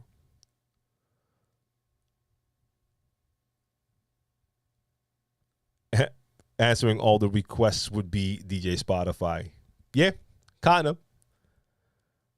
It's hard to do requests when you're doing a vinyl set, but when I use CDJs, it's much easier. So, Disco Darren, this happened to me 3-4 weeks ago. I was doing a gig in Germany, and this was an all vinyl set. So I went there and I took 2 of my travel crates. So those aren't the big crates, but the smaller metal crates that you can close, like flight cases. Because first off, I wanted to be able to carry this by myself, and I had my record bag, a smaller record bag with some records in there. So I could drive to Germany, park the car, just hold those 2 crates and have some on my back and make it to the club. All vinyl, and this was one of those clubs where I constantly, and it wasn't busy, but it seemed like everyone that was in the club took their turn to come up to the DJ booth with requests when I only had like my 2.5 crates of vinyl with me. And yeah, then it becomes harder and easier at the same time, because when we're strictly playing vinyl, it's pretty obvious that, hey, this is all the music I have here. I don't have anything else. The only issue is at first those people didn't know it was vinyl only because it wasn't promoted like that. So they're walking up to you like, hey, can you play this and this and that? They're used to the digital DJ now. And then you're like, no. And they're like, huh? So then I had to point at the vinyl like, this is all I have here. But yeah, requests are harder unless the people are asking for stuff that fits the genre and they're just asking for the most popular songs. Then chances are I might have that in the actual crate. Alex wants to know, do you charge by the hour or by the day?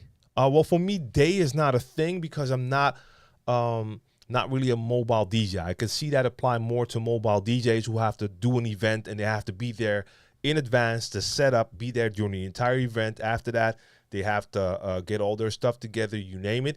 That could be like a half a day that they're there. Could be, depending on what type of event it is.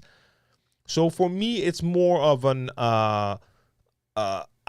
nowadays. The most of the sets that I play would be between an hour and 2, sometimes 3. I don't have a lot of long sets anymore, unless I would get that request, and then that would be a possibility. So I would have a rate that I charge for an hour, 2 hours, and 3 hours, and it's not by the hour.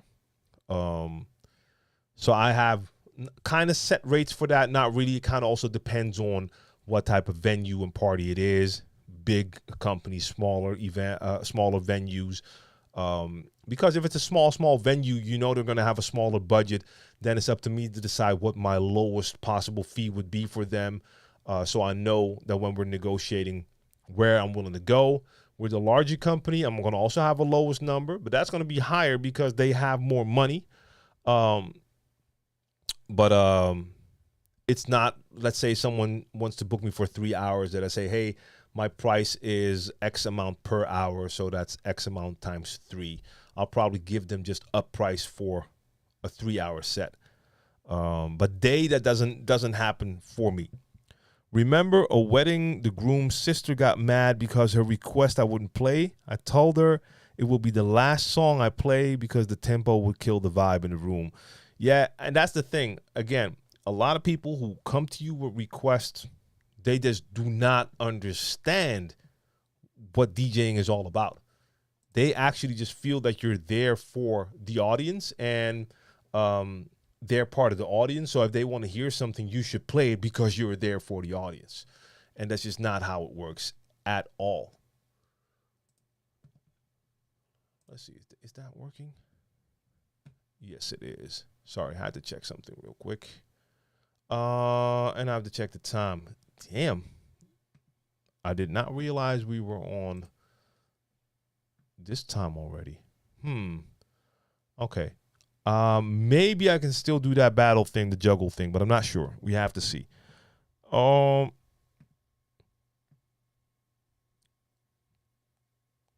And wedding is a different circumstance. Yes.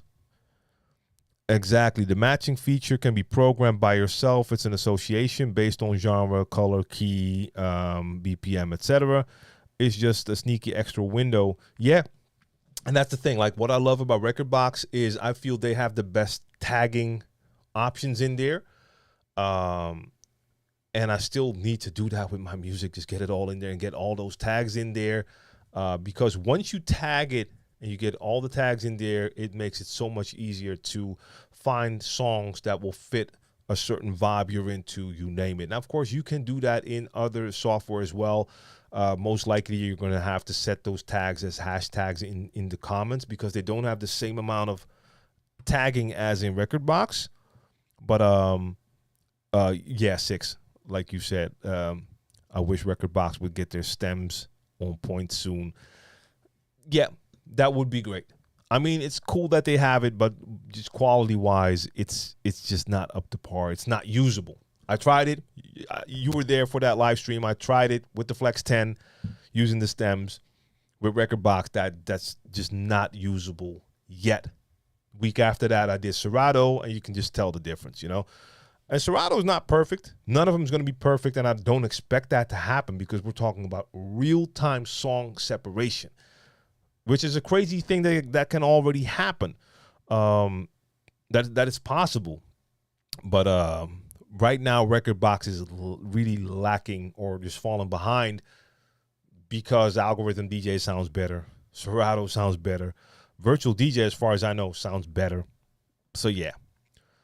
Okay. Let me quickly look. Oh, one more question here. A lot of my vinyl disco I have on my hard drive when I'm doing my mixes for my talk show. I pre-record them to play during the show. It's hard to DJ, answer questions, and pay attention to the chat. Oh, 100%. That's why when I'm doing the Sunday stream, sometimes in the chat I'll see like questions about gear. And I remember like last year when I was streaming, sometimes I would like start to answer those questions. And for me, it's very simple now. Like if I'm doing the mix, I'm like, hey, dope question. Come back on Wednesday during the Q&A and we'll talk about that. But now I need to focus on the mixing. And that's the thing with live streaming. Like, it's already tasking enough to play live if you have a small audience or a larger audience. I mean, I have some people watching, so I'm playing for a crowd. Not just that, I'm also recording this live mix. It's going to be on my Mixcloud, so I want it to sound dope. Looking for songs because I'm playing freestyle and keeping my eye on the chat to see what's happening and give a reply when I can. If I also have to like answer questions, it's a little bit too much. So separating that works great for me in this way. Okay. Let me quickly see if I can find that, because I honestly already forgot for a second. It was DJ Precision, right? And I guess it's a battle from now. Was that at the DMC? Let me look if that's is that on. Okay, so I guess it's the one on YouTube, right? And this is the DMC champion. See if I can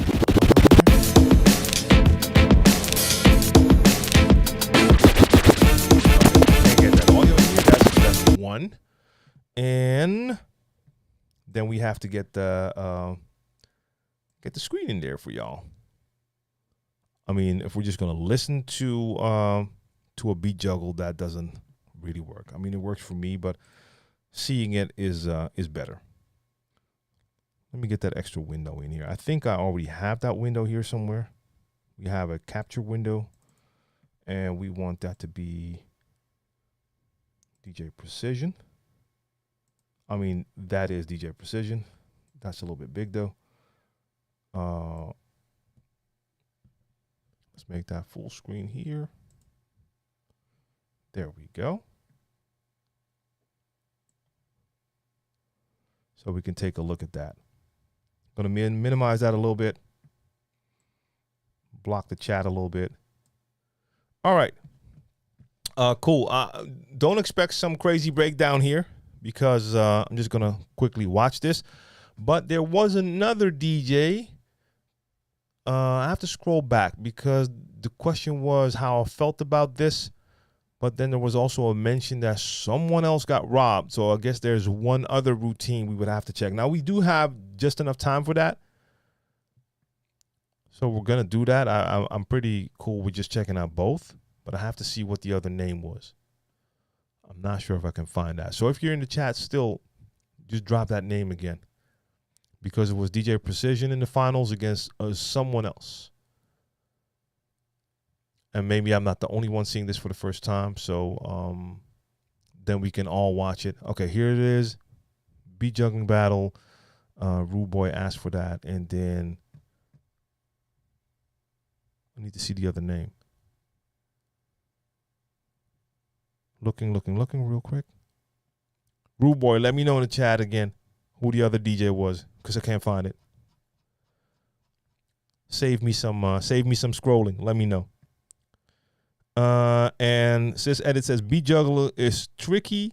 I think they can fail spectacularly. Yeah, for sure. We're talking technique here. It's not as easy, for sure. And Disco Darren says the matching feature, is that like the sync button? From what I understand, that's a no-no within the DJ community. First off, the sync button is not a no-no in the DJ community. Please do not get that twisted. Yes, initially a lot of DJs were like, ooh, that's cheating. No, not using that. Real DJs don't do that. I'm glad we are past that stage. If DJs want to use sync, let them use sync. It's not that big a deal. DJing is way more than beat matching. And the only thing sync does is it will match the tempo, which is something that only works correct if all your songs are analyzed correctly. But that is all it does. It matches the tempo. You still have to find the transition point. You still have to work your EQ. You're still doing the song selection. And there are some incredible DJs out there who use sync just to match those beats. And beyond that, they're showing their incredible skill. I absolutely don't care if people use it. I don't, because I'm not a fan, because I like to have full control. That being said, if I'm doing a mix set on my iPad, which I hardly ever do, but I've had 2 occasions where I couldn't make it to the studio, all I had was an iPad with Algorithm DJ. You do not want to beat match on an iPad. I mean, I can't nudge, so I'll have to use plus and minus to mimic nudging the record to make it match and then work the pitch at the same time. Not doing that. In that case, I'm using sync it up. In most cases, it works, but then I still have to find my transition point, work my EQ, song selection, you name it, all of the extras. So sync is not that big a deal. It really isn't. It really isn't. Sync is not going to help you rock the crowd better. It just isn't. That being said, the matching feature is not like sync, because all it does in Rekordbox, if you have your songs tagged, so if you've added, so the info is there, genre, BPM, and if you add tags, for instance, you can add color coded, you can give it an energy rating, you name it. If you add all of that information to the music in Rekordbox and you play a certain song, that song is going to have a lot of added information. It's going to be that genre. It's going to be a certain tempo. It's going to be a certain energy, certain rating, you name it.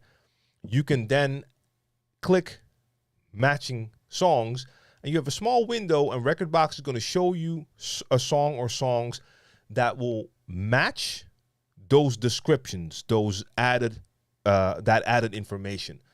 That is what it does. And then you have to choose if you want to use one of those songs. So for some, it could be a feature that can help you to quickly find a song that's going to match the current song on different levels. Doesn't mean it's going to be the best song to play for that crowd at that time. But again, that's all it does. And then it's up to you to choose if you want to play that song. So it's not the same thing as sync. But again, when it comes to sync, I know a lot of us have passed that station a long time ago. Now, and I'm not judging, but just because of the name in your name, 1966, you are a veteran DJ. You've been playing for a long time.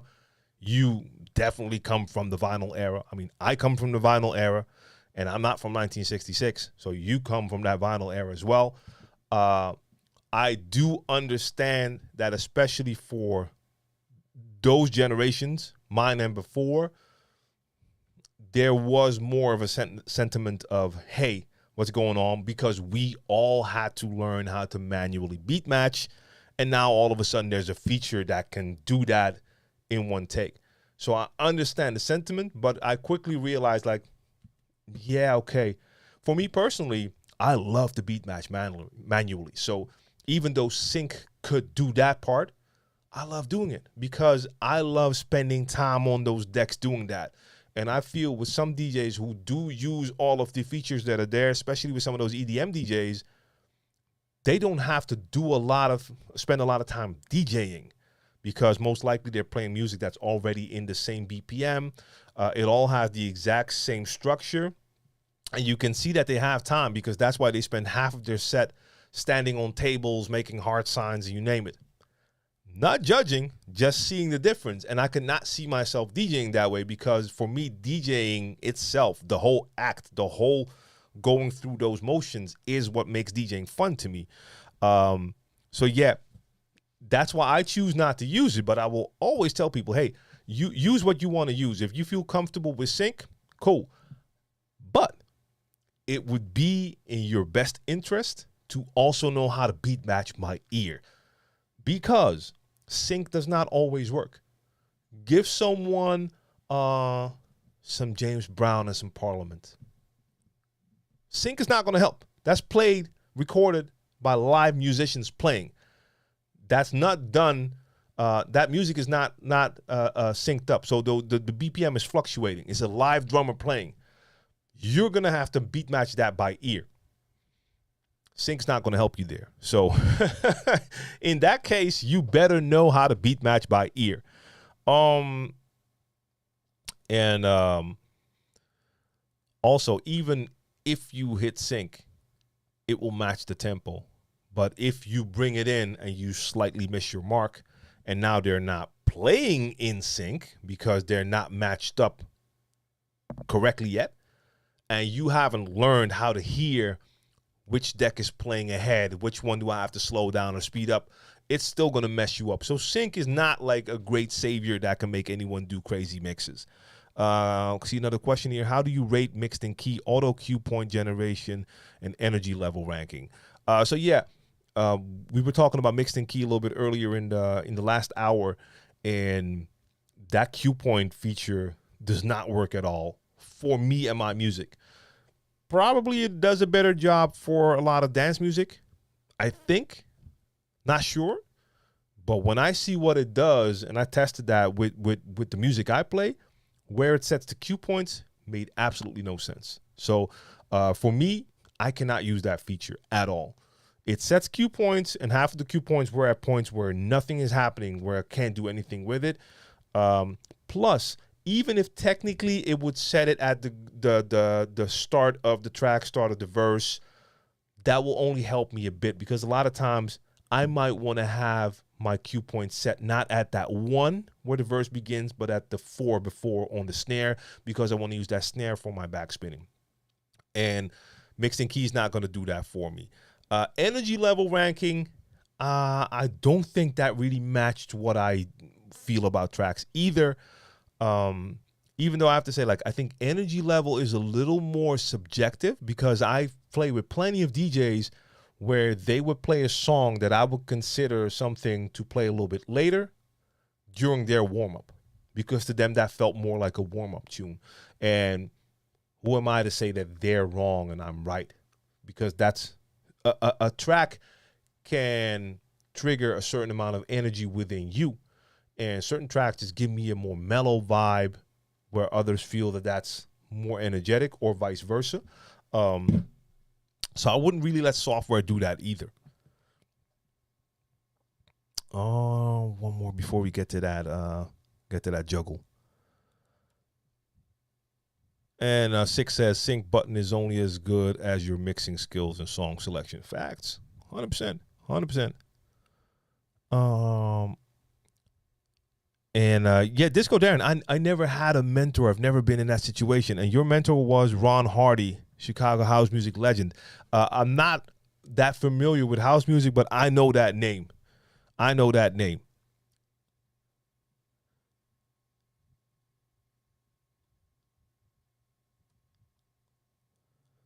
Okay, JS Rock, I'm going to get to your question first, and then I'm going to play that juggle here.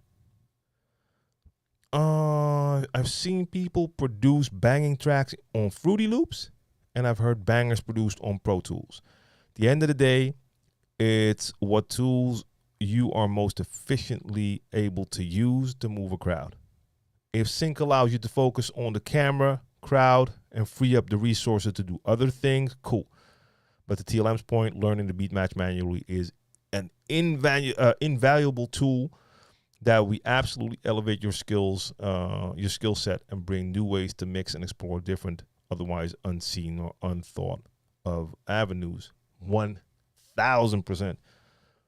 And yeah, I know people who've created like bangers on software that was even way more basic than Fruity Loops.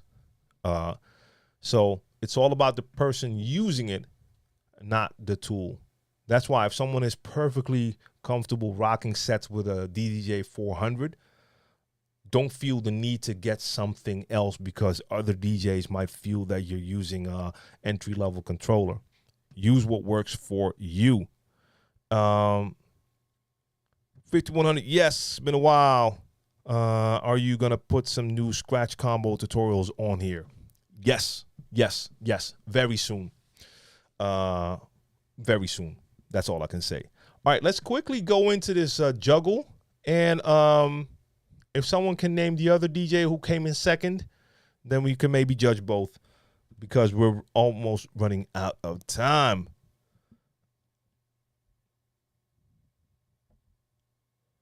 Let's see. Get the audio back. Here we go. Yes.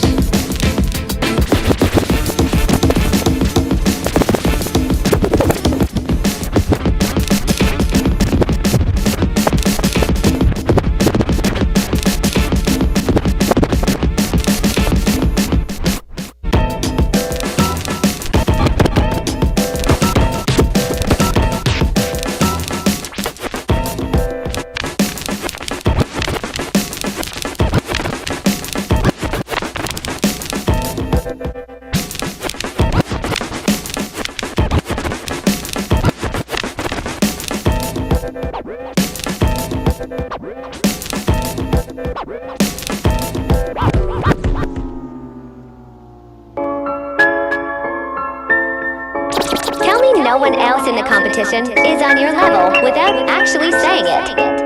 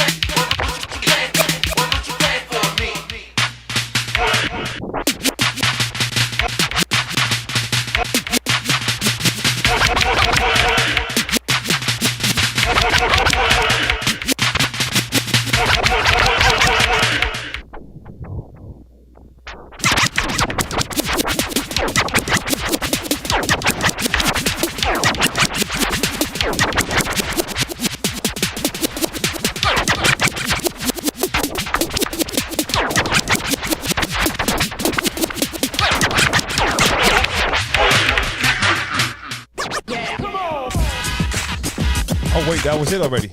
Oh, those are pretty short. Okay. Pretty cool. I probably want to watch that at least one more time, which is something I'm not gonna do now. There were some cool techniques in here. I do think he was using a couple of the same patterns with the different records.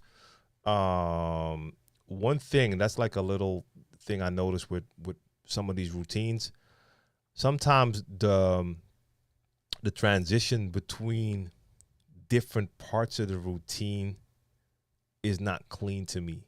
So for instance, someone's doing, like, he's doing a certain pattern, and then after a certain amount of bars, he switches to a new pattern. And in some cases, I want to hear it again though, but in some cases I felt like, hey, he's switching to a next part of the routine, but it sounds like it's a bar early.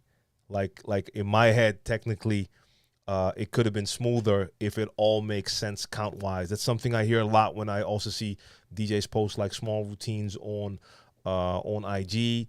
And for instance, they're doing a backspin, but then instead of doing it to make it a full 4 bars, they do it like a bar short or like 2 counts short and then switch to the next thing.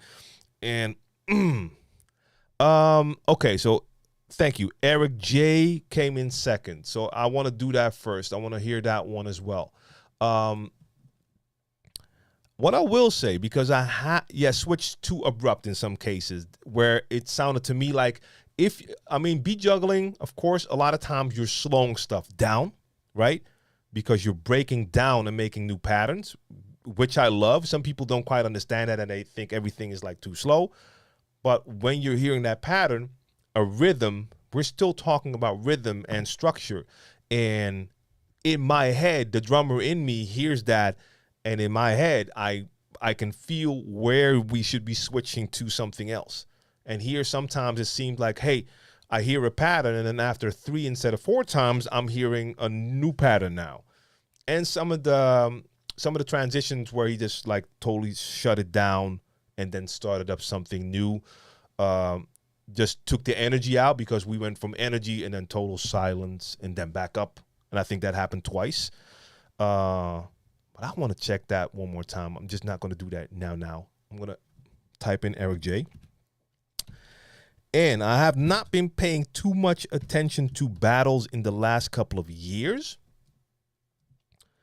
But what I will say is, and it's not as if I was expecting that, but it does feel to me like I don't hear a lot of new things. Like technically, I saw techniques that I've all seen before. I can't do half of the stuff he was doing. And maybe it's too much to expect people to come out with new techniques every time, every year. Vinyl Touch. Yeah, I'm still on, but I started way later because I think I've been streaming now for, let's see, I've been on for 2 hours. So I'm actually about to stop, but we're going to first watch Eric J's routine because he came in second. And now I just want to hear how that sounds, because that was the question that was asked. Like, what do I feel about DJ Precision's routine, because he won and Eric J came in second. I just don't understand why is that saying that it's already, that I played a part of that, because I don't remember checking that. Okay, DMC World, second place. Let's go. Oh, premieres in. Wait, what? Okay, but this one is. I guess it's the same one as this one then, right? Why does it say that I've already played this? Because I do not remember checking this out. Let me check. All right, here we go. This is how we do it. This is how we do it.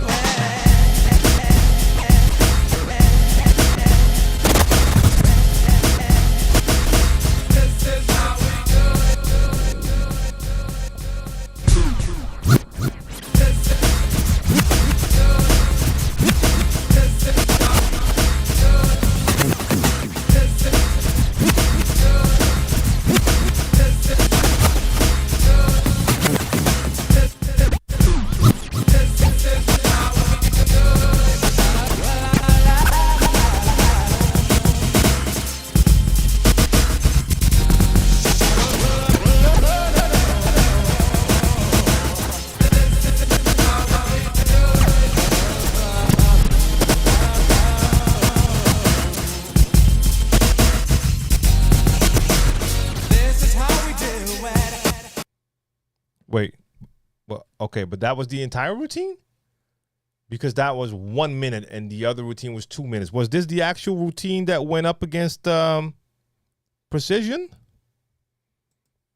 How can they be that different in length? What's happening here? Oh no, is that a new one? No. Shout out Chef Brian Tsao. Love that content. But okay, yeah. And that's one thing I noticed as well. He had phase and he was using phase, but also had the record on the needle. Record on the needle.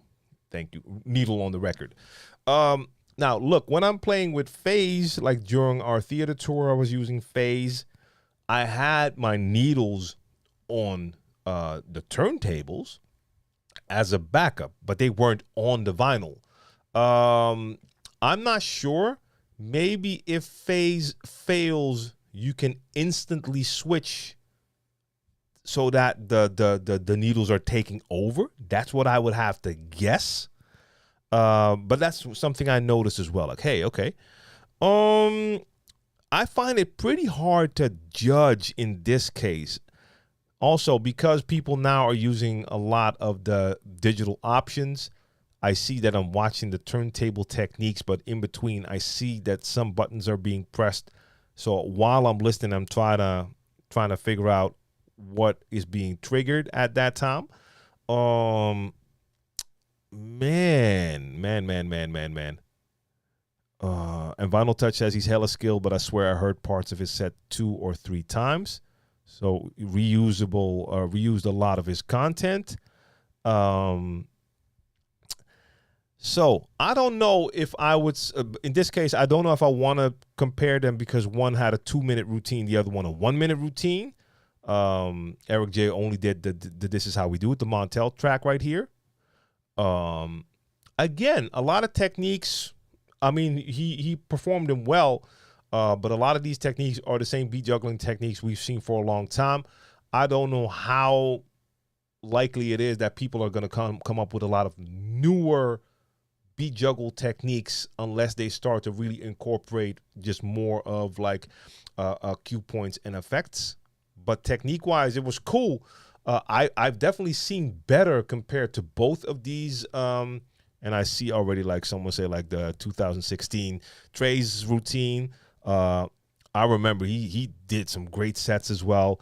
And just thinking back, if I see these two and then I think back to routines by people like Craze, I don't know, this doesn't really compare to me. But I do want to check them out again. I'm just not going to do that during this live stream. Do I feel that Eric J should have won instead of Precision? I don't know. Also, I did not hear the routines, the parts he used before. It was my first time hearing it. Yeah, like 101 said, maybe rhythmically I preferred listening to Eric J's style, but I want to check him again. So I'm not sure. And that's me calling it a day now because I need to get back to work. I still have some prep to do for the shows with Brain Power on Friday, Saturday, Sunday. I mean, we've prepared the show, we've practiced, rehearsed. There's a couple of small edit things I have to fix, and I also gotta export in Record Box because I've edited the songs. We did our rehearsals with Serato. But like I said, we're going to do all the shows in CDJs. So I have to get it in Record Box. I have to put a couple of tracks and turn them into one file so I can have them as one song, set the cue points, stuff like that. So I need to start doing that. So I want to thank y'all for tuning in. I'll be back here next Wednesday for more mixing stuff. Make sure you tune in on Sundays for my Sunday sessions. And I'll see you guys next time. Salute to the chat. Salute to everyone sharing that knowledge. And to all the lurkers, I appreciate y'all tuning in and listening. And see y'all next time. Peace.